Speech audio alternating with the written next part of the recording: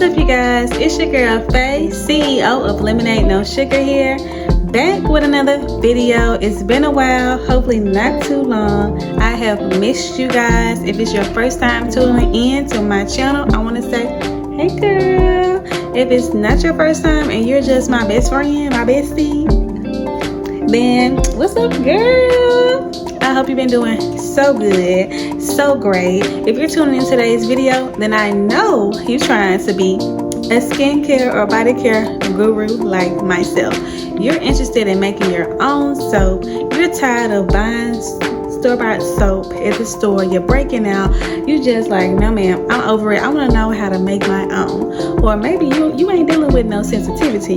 You're just curious about starting a new hobby for yourself. Well, guess what? You tune into the right video, honey, because today you're going to learn how to make, drum roll please, cold press natural soap. And I say cold press because that is the formula base in which I use to make soap. Now, if you didn't know, or you're kind of like, what is cold press? What is that? Cold press is basically a soap method used to make, trying to not confuse you now, to make homemade soap. Cold press, you're using butters and oils at room temperature and adding your lye to make a batch of soap. There's so many different types of soap making processes out there, but I feel this is next to the best, easiest thing to do other than melt and pour. If you're unfamiliar with what is a melt and pour soap, melt and pour soap is basically soap that has already been through the soapification process. It's normally given to you in a huge block. You may see many people out there selling this particular brand of soap. It's soap that's already made. All you got to do is cut it up, pour it into the mold, and boom, it's done, because it has already done the curing process. It has already done the maker's process, because a manufacturer is doing that job for you. You're just cutting it up, adding your fragrances, and go. Now the melt and pour method is, I would say, if you're starting out and you just want to make some soap to see how it feels in that process, yes, start out with melt and pour. That's so simple and so easy. But if you're trying to be someone that say, I am natural, I'm organic, I am hand making my things, then I would say learn how to do the cold press method of soap making, because then you are in fact making your soap. You're hand making it.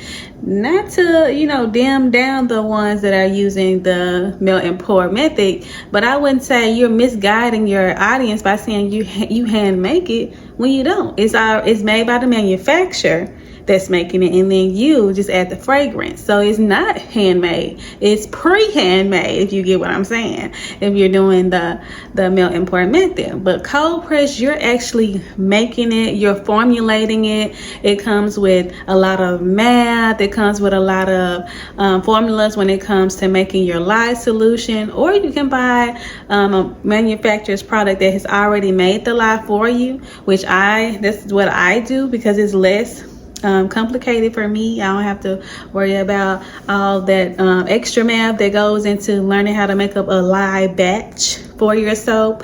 But cold press method is super easy. Once you learn this video, you gonna learn all the knowledge, okay, honey, that you need to make your first batch of soap. So what's behind me is the ingredients that I normally use. So I have my oils that I use in my soap. For me, I like to stick to oils that do not clog people's skin. That's gonna actually have benefits as far as moisturizing, hydrating, soothing, and renewing those skin follicles. Because I feel like, my experience with soap is like, either you get a batch of soap that dries out your skin while you're in the shower and when you get out the shower, or you got a soap that really ain't cleaning you at all. So, I wanted my formula to have a lot of moisturizing benefits due to me having eczema. So I wanted my clientele to always feel super hydrated when using my products. So when you're searching for an oil base to use, you want to look at that. The main oil or main ingredient you're gonna always have when making natural soap is olive oil. Olive oil, this is gonna be your first oil that's on your list. The vendor that I use is Plant Guru. This is a really good vendor if you're looking for a vendor, but it's plenty vendors out there that sell carrier oils. You want to look for oils that are for skin, not cooking oils, baby. We're not trying to put no cooking oil on nobody's skin, okay? So we ain't talking about go to Walmart, go to Sam's and buy. No, you need to look at manufacturers that's cold pressing these items like this. This is a cold pressed olive oil. So they take the olive and they cold press it out to make a liquid form of oil to give to, you know, people like me that wants oil to make. So that's my advice when you're looking for oils, is make sure the oil is for skin, or maybe it's for hair, or maybe it's in skin and hair. So don't look for cooking oils. You don't want to be using it. That's a red flag. And coming up with a formula. So when you say formula, I'm saying what things that you want to have in your soap or in your creams or in your candles, whatever you're making. But in today's video, we're talking about soap. So whatever you want in your soap, that's the first thing you want to do. You want to research. I know I'm hitting some toes when I say research, but you want to research. And I'm sorry if you see my finger touching the screen. I'm just trying to make sure it stay aligned. But you want to research those oils. You want to research about those plants. You want to research about those herbs. The more you have knowledge about what you're selling to people, the better it is when it comes to them purchasing it, because you look very knowledgeable about what you're selling and what you're using. And I'm an advocate of asking a person, do you use your own product, or are you just selling it? Because if they just selling it, then they have no clue about what the benefits are doing. You are not the test dummy. They supposed to be testing on their skin for giving it to you. So that's a true maker in itself. So yes, your first step when making soap is having oils. Your second step is having butters like shea butter, Caroon butter, cocoa butter. There's so many list of butters out there in the world that you can look into, but for me, I use a mixture. Sometimes I use cocoa butter, sometimes I use shea butter. It's just what is that particular soap bar benefit that I'm trying to give out. So each soap that I make has its own individual benefit. So like my facial care soap, for example, I have a facial care line that has 3 different types of bars. The first bar is the Even Tone Glow Bar. The Even Tone Glow Bar is a bar that's for those who have hyperpigmentation on their skin. They're looking to even out their skin complexion, but they also want a great glow. That bar is specifically made for that. So I'm going to use oils and butters that and herbs that lighten the skin over time. So it's not going to be like, oh, you use it in one day and it's going to boom, bam. No, you have to consistently use that particular item so that way you can have radiant skin like mwah. So, and then I have another bar, which is different. It's called the cleansing bar. The cleansing bar is great for those who have oily skin or acne prone skin, because that particular bar is a great antibacterial bar. So it's gonna clean out your pores. Not only is it gonna clean out your pores, it's gonna control your overproduction of oils that you naturally produce on your skin. So I always say it's those 2 bars paired together. It's gonna have your skin looking so good, so clean, so refreshing, and you're definitely gonna tell the difference. But just to get back into the video, when you're making soap, before you start buying ingredients, you need to take a pen, take a paper down, and say, what do I want my clients to feel when using my product? Write those things down. That's the first thing I said. to myself when researching about ingredients. I said, okay, I want them to feel moisturized. I want them to feel hydrated. I want to actually restore their skin the natural way. So after I realized those were my niche, then the next thing I said, well, what's my audience? Okay, I have dry skin. I have eczema prone skin. Okay, so then my audience is those who have sensitive skin, who have eczema prone skin. But that might not be your audience, and that's okay, because with skin has so many different levels of it. And by levels I mean layers. So not everybody has sensitive skin, not everybody has normal skin, not everybody has oily skin. But if you, like, let's say you have oily skin, then you are a great candidate to show and produce, like, okay, I have oily skin, so this is why I made these products for my oily skin babes. Or vice versa, I have normal skin, and sometimes you just want a product that you're going to love every day. That's your everyday essential, and that's why I made this line. So I think a lot of times we have this vision of, oh, I want to own a business, oh, I want to get into skincare, oh, I want to get into body care, but have not even took the chance to write down why we want to get in it and who's the audience that we're trying to gain from it. When you can master those two things, then you can start pouring your pot into the ingredients and all of that jazz. So let's continue watching this video so you can learn some tips and make your own cold press soap at home, baby.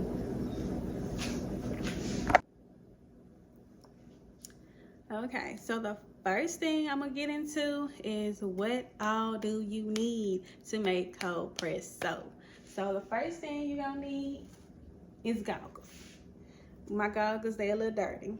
You can't tell they dirty, but so I'm gonna wipe these off. For me, before I make anything, I clean all of my items. I disinfect them, because even though I clean them at the end of any time I make something, they're put up, so dust gonna collect. Even though you're not using something, stuff gets on it. So I'm gonna clean and disinfect my maker tool. So my first maker tool is goggles. Why do you need goggles? Because you're handling lye solution. So this is this particular lye brand that I use. I use Makesy.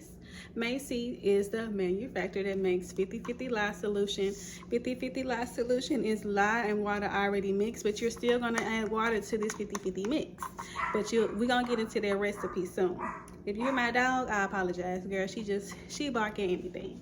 But so this is the next ingredient that you need. You need lye. Whether you're preparing the lye or buying the lye from a manufacturer, I'm about to say distribute, well, a manufacturer. So this 50/50 lye solution, they just started selling this in Hobby Lobby. So hey, you don't even have to order it straight through them, because now you can find them at Hobby Lobby now. So but before, I had to actually order them online and then get it sent to my house. So yeah, you got the lye, and of course you're gonna need gloves. You're gonna need gloves because you're touching a whole bunch of things, and you don't want to have cross-contamination going on. The second thing you're gonna need is you're gonna need a bowl of some kind, and you're gonna need some cups. You're gonna need a pouring pitcher, so when it comes time to pour the ingredients out. You're gonna need a blending stick. This is what you use to blend. But you're not gonna blend the whole time with this now, but you're gonna learn that throughout the video. You're gonna need a face mask. Why do you need a face mask? Because you're working with lye. Lye gives off chemicals, right? And you may not even know what lye is, so let's back it up. Lye is a chemical needed to make soap. That's all lye is. Lye by itself is very dangerous to your skin, and breathing it in through your nose is very dangerous by itself.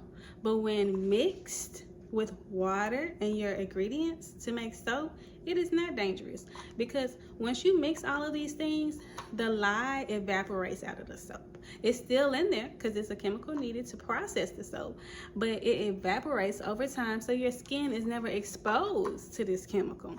And this is a sidetrack note, but I was at a vendor event one time, and this girl was like, yeah, I'm a soap maker and I don't use lye in my soap. Baby, you need lye to make soap. Without lye, the soap cannot be made. So I said, so therefore you use probably a melt and pour soap. That's mean you buy a block of, a block of soap, and you cut it up and you pour it. And that's mean that manufacturer has already used the lye and any other chemicals used to make that bar. So your bar is actually more toxic than mine. Mine is non-toxic because it's plant-based. So, you know, when let's say you get into that melt and pour industry with the soaps, well, make sure you look at the manufacturer's ingredients and read what every single little ingredient that is in that bar. So that way you can say, yes, I'm plant-based, or yes, I'm organic, or yes, I'm natural. Because when you don't, you are misleading your audience, okay? And of course they ain't gonna know anyway. But you know, for the people that's really like, you know, they're makers, so they know the tips and all the secrets and all of that and loopholes. They gonna look at you. The first thing they're gonna say is, baby, so you must don't know what's the ingredients in your soap or the ingredients in your cream. So always research. We're back to what the tools that we need to make the soap. You need some skewers if you're doing any twirling. I would say first starting out, just make a basic bar. Maybe your bar is just a unscented bar. Or maybe it's scented. Maybe you choose one essential oil for your bar, and that's good. That's good. I say stick to one oil, one like fragrance oil or one essential oil, or doing nothing at all until you can map out your base of your ingredient. So that way your soap can come out A1, baby girl or baby boy. And of course we got our oils. I already told you guys about that. We got some Himalayan salt because we need this Himalayan salt in the water to mix together before we pour that into the lye. But I'm going to show you guys all of this. I'm just showing you the supplies and that's needed. And of course, a soap mold. I use a 42 ounce. And I normally get about 10 to maybe 11 bars out of this little mold. You can buy the molds from Amazon, any soap website. And then we got some witch hazel. Now you can say, why do we need witch hazel for? So witch hazel, sometimes you get little air bubbles in your soap when you're making them. So the witch hazel just balance it out and make the air bubbles go away. But sometimes I just like to spray my mold so it doesn't like stick too much to the soap mold. And you need, most importantly, you need a journal. Why do you need a journal? Because you're gonna write everything down. So just like I say in all my videos, soap making is a science, candle making is a science. With that, it requires math.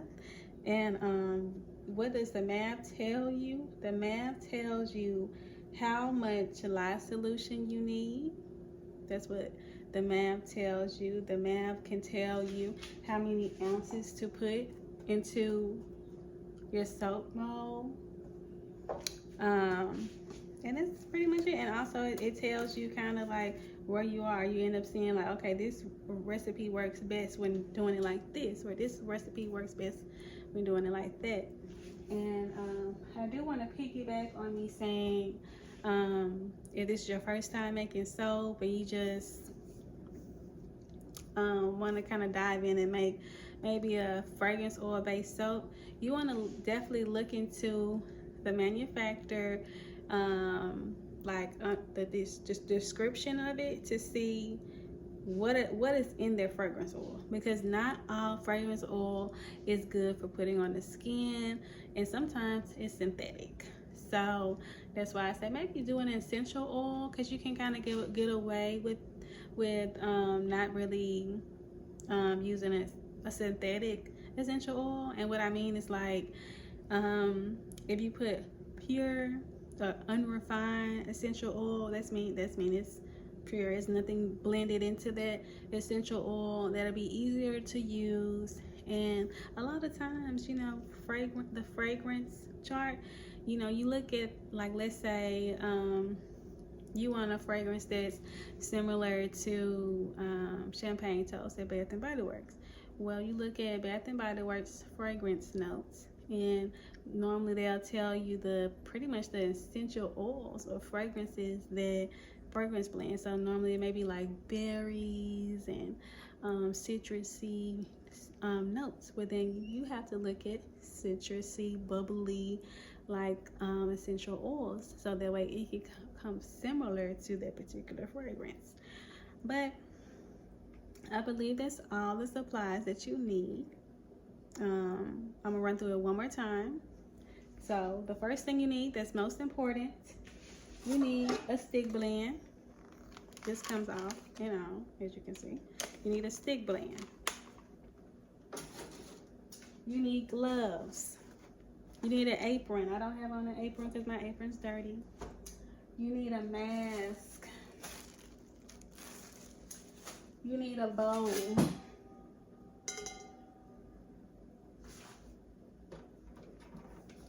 You need pouring pitchers.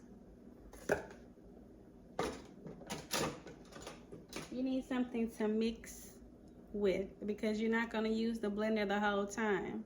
And the longer you watch this video, the longer you're going to end up finding out. You need your oils. You need your butters. You need your mold. And I almost forgot to show y'all. You need distilled water. You need goggles.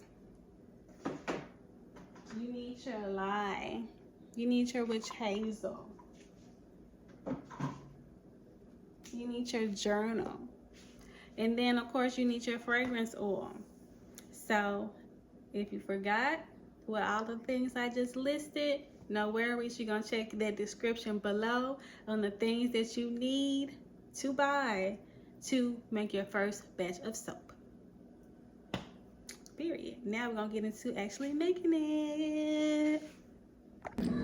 So this is why you need your journal. Your journal is needed for writing down your recipes and calculating your lye solution. Before you can hop into pouring your ingredients into the bowl and measuring them out, you have to know what is the value needed in order to make enough lye for your soap.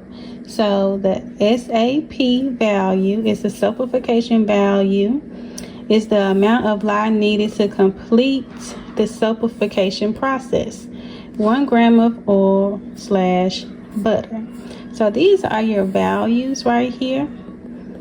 And you want to multiply this number times whatever the ounces that you're making it for. So this is an example. Let's say you have a 20-ounce mold. So you know you're going to need at least 20 ounces of something to fulfill what's in that mold. So you would take 10 ounces times whatever the value is over here to get your ending result. So you take the ounces, which that's your value, times the SPA value, and that will equal the amount of lye needed for that particular recipe. So behind this little notebook, I have a little note card because I follow this guided map of my soap. This is basically my foundation of my recipe. So over here you see my values, and once you once you get to your ending number of all these values, you're going to add it up.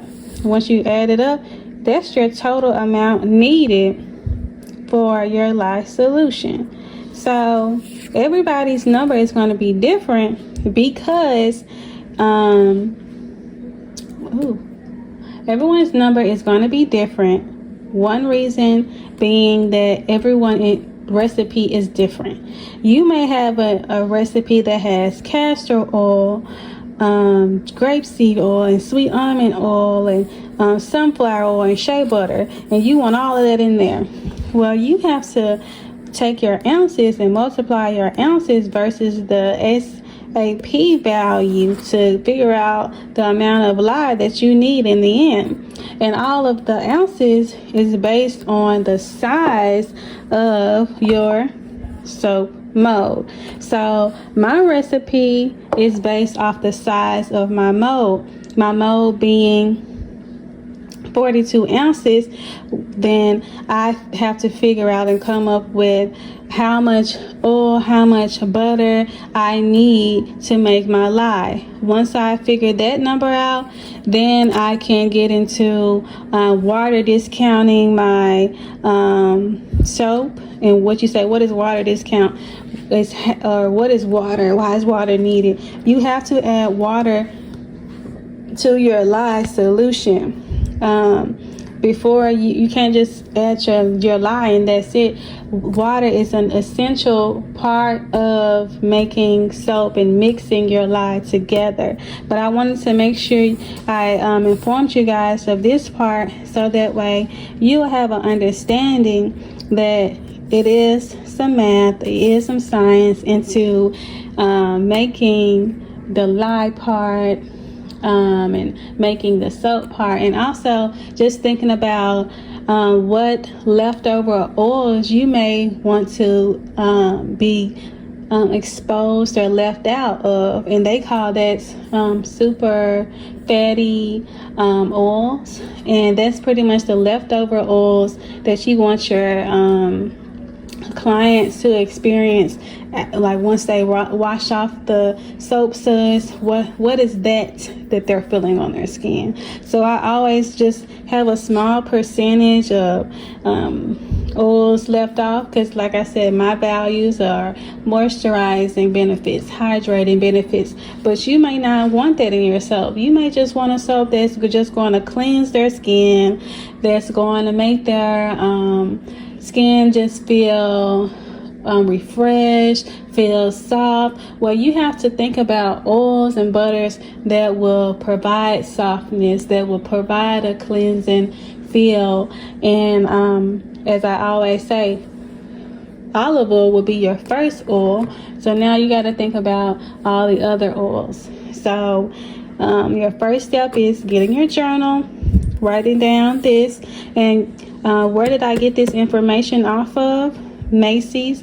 They have a soap blog where they post key facts and key notes to guide you along your soap page. Berry, that's another vendor that's really good at providing good knowledge about the soap process, the soapification process. And that's why I said it requires a lot of research, a lot of time. So that's what you have to do first. Before you start to think of a formula, you want to research what oils I need, what benefits are those oils, what butters I need, what benefits comes with that. Also, what super fat do I want outside of my product? How do I want to make my lye? Because like I said, I use a 50-50 lye solution, so I don't have to get totally invested in calculating how to make my lye itself, because it's already made for me. All I'm doing is adding how much do I need to pour in my cup or my container. And this is just up close what it looks like, so you guys are aware. And even if you're like, let's say you're making your lye yourself, you still gonna follow this same method. Like this SPA value still is taken wherever you go, so it's good knowledge to have. So let's get started into making some soap, y'all. And one thing I forgot to mention is a scale. This is what you're gonna need to measure your ingredients out on. You're gonna need a scale to tell you how much something weighs. So that's another thing you're gonna need in your soap making process. All right, so this is our bowl. In our bowl is our melted butters. Now we're going to add our oils to the bowl.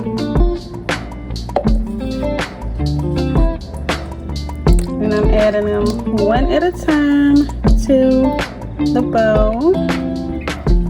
What I want to make sure you guys know is that once we add all the oils to the bowl, we're going to check the temperature, because we want our oil base to be the same temperature, if not the same temperature, then at 100 degrees before we start blending with our blender. And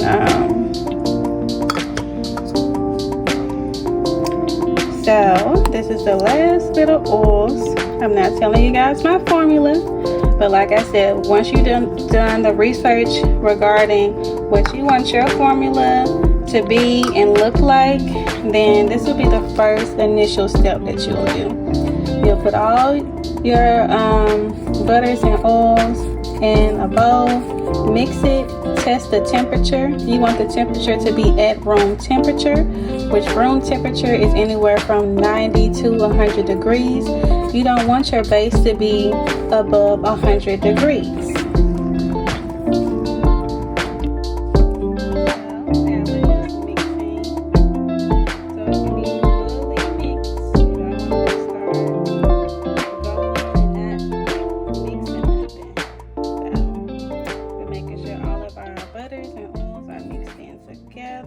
Give it a good mix.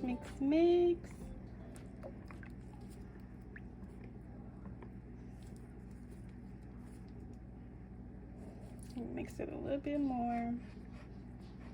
I got on my goggles and my gloves.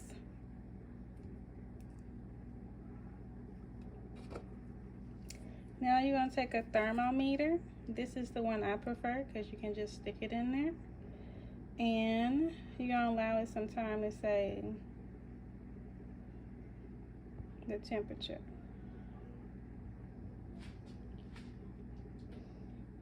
So this is a little low. So what I'm going to do is double boil this to heat up to about 90 or anywhere from 95 to 100 degrees.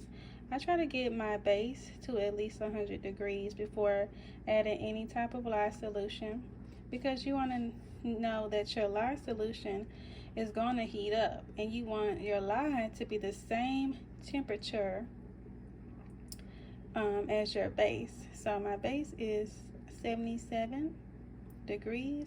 I'm gonna try to increase the temperature by 25 degrees or so.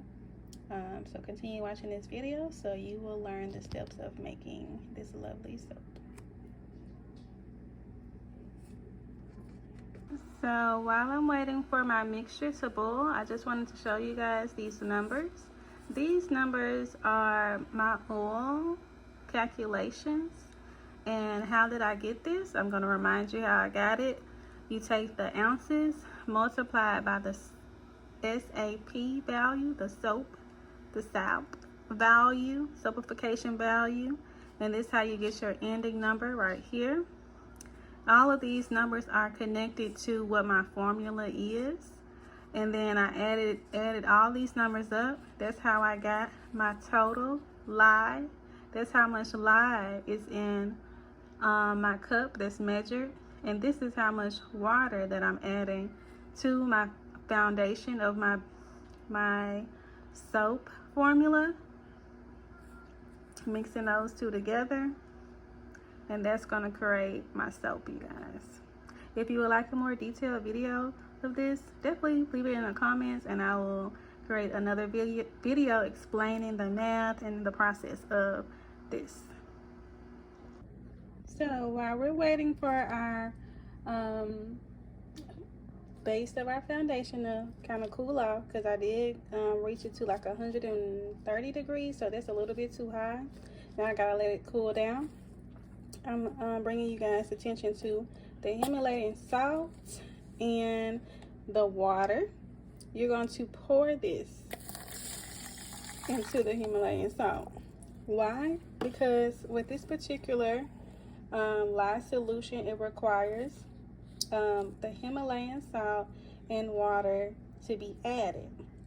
Once I stir this for 1 minute, so stir it for 1 minute, I'm going to add it to my foundation. My foundation is what? My soap base. Once I add this to my soap base and mix my base for 1 minute, then I'm going to add my lye solution. And this is what the lye looks like in a cup. Now, of course, you guys will see me demonstrate pouring this into the bowl and mixing it, but I just wanted to explain the process before actually doing it. Okay, so our soap base has cooled down some. We're going to take our salt water mixture and we're going to add it to the soap base. And once we add it to the soap base, we're going to take our blender here and we're going to blend. Before we start blending, we're going to tap, tap, tap, tap, tap, just to help with any air bubbles that may be in here. Then we're going to simply just like that. We're going to blend for 1 minute. 1 minute. So I'm going to come off camera to blend for 1 minute, then hop back on camera to blend this mixture for you guys. So like I said, you're going to blend this for 1 minute. After you blend it for 1 minute, you're going to add your lye solution to this. Okay, so we have blended our soap base with our water salt mixture for 1 minute. Now we're going to add our lye solution in here. Make sure we get all of that lye. Okay, so we're going to take the blender, our stick blender, we're going to stir it, and then we're going to start blending. We're going to blend this solution, now our lye solution, in here for 1 minute. Once we stir it and mix it for 1 minute, we're looking for our solution to turn to like a pancake mixture. Right now, as you can tell, it's not a pancake mixture because it's so liquidy. But in 1 minute, you're going to tell the difference. So continue watching. So this is our mixture after 1 minute. As you can see right now, it's slowly starting to thicken up, but it's still kind of liquidy. It hasn't got to that pancake like texture yet. So while it's like this, I'm gonna go ahead and add the essential oils in, because sometimes when you add essential oils or fragrance to your base, it will naturally thicken up because of that lye solution. Lye, when you add it to your mixture, automatically starts heating up your solution. So right now I'm gonna probably stick blend it for maybe another minute, but also I'm going to go ahead and add my essential oils, because today's soap we're making is our cleansing bar. Our cleansing bar is great for acne prone skin and also oily prone skin. If you don't have oily or acne prone skin, normal skin type, it's a great for this particular bar that we're making today. So I did blend it a little bit more, and what we're looking for is a trace. The best way to tell if you have a trace going is if you can start writing your name into your batter. And like as you can see right now, that is what you're looking for, that pancake like consistency. Now you can go ahead and start adding your essential oils before it becomes too thick. So what you see right here is the essential oil I just poured right here, so don't be alarmed. But you guys see that how it's thickening up. I had already added some, but I'm just showing you guys me just stirring it. But this is the consistency you want. You want it to look very pancake like. Now it's time to actually pour it in the mold. You see, that's a good trace. So we're gonna go ahead and pour this in our soap mold and come back with you. Okay, so this is how it looks in the soap mold. Very plain, because I didn't add any mica to it. It's just a soap bar with essential oils added. Now I'm just gonna take my spoon and do this motion, because this is going to be my soap design for on top of the soap. And what I like to do on the end part is just simply add some like botanical to it. Sometimes my lines are not perfect, but it's okay. These okay. It's okay if your lines ain't perfect.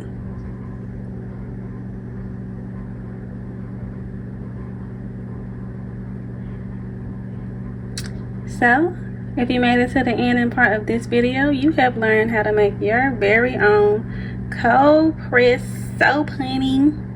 Give your sound a round of applause for making it this far into the video. I am going to add some little toppings to go on top. Just allow me one little second to add it in there. So, look how cute that is. So cute. It smells so good. So, yes. Now, a little fact is cold press soap does take approximately it takes approximately, see, I'm kind of just adding it at the ends. It takes approximately 3 to 4 weeks to cure. The curing process is so that your lye solution can fully evaporate out of your look at that. Just add the botanicals at the ends. You sometimes, you know, some people don't want to do all of that, but I do. But yeah, cold press soap takes approximately 3 to 4 weeks to cure. So after this, I will pretty much sit it to the side. I have like a little stand where I put all my soaps at. I'll sit it to the side to cure for those 3 to 4 weeks so that the lye solution can fully evaporate. And the longer that you let your soap sit, the like better the bar is, if I had to put. So even though I'm waiting 3 to 4 weeks for it to fully evaporate, then at that point I would cut the bars and sell it. Well, actually, after my bar sits for about a week, then I'll come in and cut my bars into cut this whole loaf into a single bar of soap. And once I do that, I pretty much y'all, and lost my train of thought trying to tell y'all the process. But so let me just backtrack. You're gonna wait 3 to 4 weeks for your soap to cure. After those 3 to 4 weeks, you can then sell your bar. Before those 3 to 4 weeks, with this particular recipe, after a whole week, that's how I wait. I hold a whole week, then I cut the bar just so I can have a fully solid bar, because sometimes I do not water discount enough to have my soap just being 100% ready. But it's just your preference. The main thing is waiting that 3 to 4 weeks before selling your bar, because you do not want to irritate someone's skin. You are not trying to break these folks' skin out, honey. So the main thing is with cold press soap or any type of making, do your research on the process, like your ingredients, what you would like to have in it, the benefits, so that way when you're selling these items to your clients, or even if it's just for personal use, you know the benefits and the key ingredients that your particular item has. So if you watched this video this far, you have learned the full method of making cold pressed soap. So pat yourself on the back. As we're talking, I'm literally adding more botanicals on top, but it's just your preference. You don't have to do this part. You could just do a little swirly design and call it a day and let your bar sit up, or you can add botanicals like I'm doing. But I will insert a little video at the end so you guys can see the masterpiece. If you watch my video to the end, I just want to say thank you for watching. Don't forget to like, comment, and subscribe. Comment below if you have any questions. I will definitely make sure to answer them the best way that I can. And I will also leave in the description box below my information far as where do I get my soap blogs from, like the soap tips, like those maker websites that I said in the beginning of the video, like Grapeseed and Makesy, and you know, it's so many different vendors out there that have been making soap for a very long time that don't mind giving people the resources to make their soap better. And I would also say always look into these Facebook groups or Instagram groups that are willing to share knowledge and share what they have experienced through their soap making process, because knowledge is key, learning is key, trial and error with any process. Like, it took me a while to master this particular formula, and the same thing will go for you. You may have to go through 2 or 3 formulas before you come up with that perfect formula that you feel is best to sell to your clientele. So give yourself grace when you're making these items. Take your time.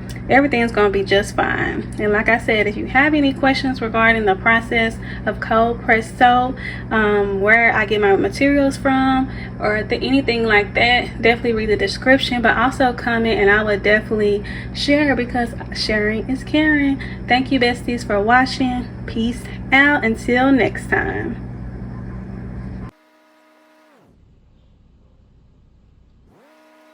And I know this will be the best decision you ever made.